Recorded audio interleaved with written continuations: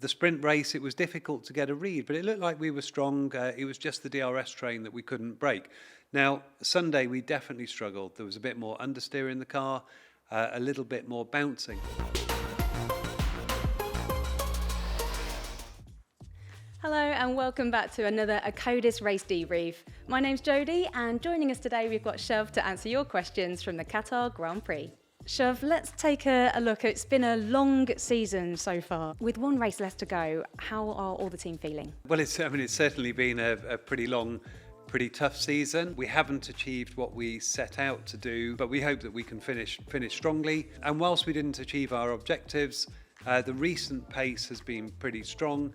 It's also been good to get 4 wins this year. As I said, not what we're here for, but better than nothing. Taking a look at George on race day and tyre strategy, what made us go on to that hard tyre for George rather than the medium? Well, we're going round the loop on this because looking at the tyre performance post-race, there were some that looked strong on the hard, but on balance, the medium was the better tyre. Now, because we'd elected to keep 2 hard tyres, we'd used the medium in FP1.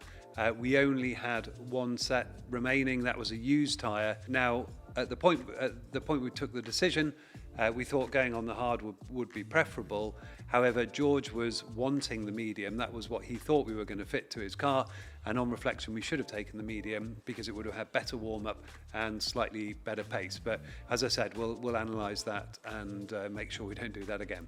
And I suppose at that time we didn't know there would be such stopping and starting with the safety car as well. That's another reason that you would want the medium, but it's going to be better on warm-up. It's a softer rubber, but regardless of that, it would have had better pace. Also looking then at Lewis, he picked up damage with having a puncture. Do we know if that was caused by the debris that was on the track or by riding the curbs too much? Well, we've obviously got the video data. We can see exactly when that mirror got smashed, when it got broken into a lot of pieces. We've also got the on-car data, and we're measuring the pressure in the tyres live.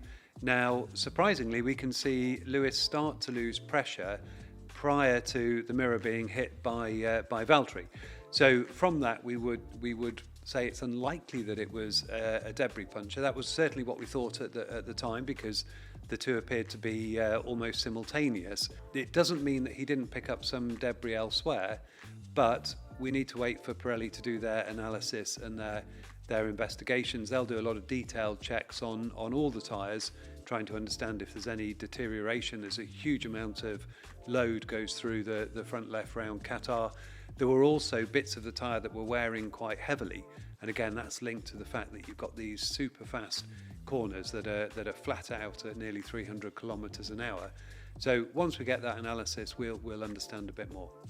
The results may not have been what we wanted, but from a car performance aspect, what were our learnings from the weekend in Qatar? Well, the car was working well around that circuit. You could see that on single lap, very, very strong performance. And we were good through the corner speed range. So the high speed was good.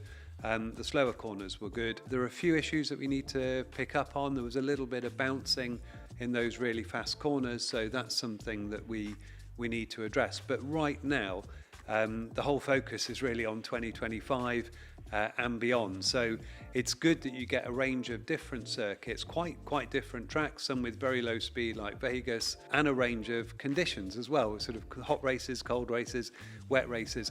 That's all very useful looking at next year because we're now having to find answers to all of those performance problems because we're determined to have a strong start to 2025. And then is there a reason why the performance may have differed from, say, qualifying sprint race into the race itself? Well, the performance looked pretty consistent through Friday, through sprint quali. George was almost on pole on the Friday. He then did a very, very strong lap on the Saturday. The sprint race, it was difficult to get a read, but it looked like we were strong. It was just the DRS train that we couldn't break. Now, Sunday, we definitely struggled. There was a bit more understeer in the car, a little bit more bouncing, and the track gained a lot of grip. Now, it's quite unusual that Qatar just kept getting quicker and quicker right through the weekend. By Sunday, it was a very, very grippy circuit, and there were some corners where others were finding time compared to the race on Saturday, where we weren't able to go any quicker. So one of the things we need to understand is in those corners, why were we capped on the performance? Why couldn't we carry more speed? That analysis is going on right now, and I'm sure that we'll make some good progress there. So next question, why was Lewis's car underbalanced? Was this a driver request from the setup or a team setup?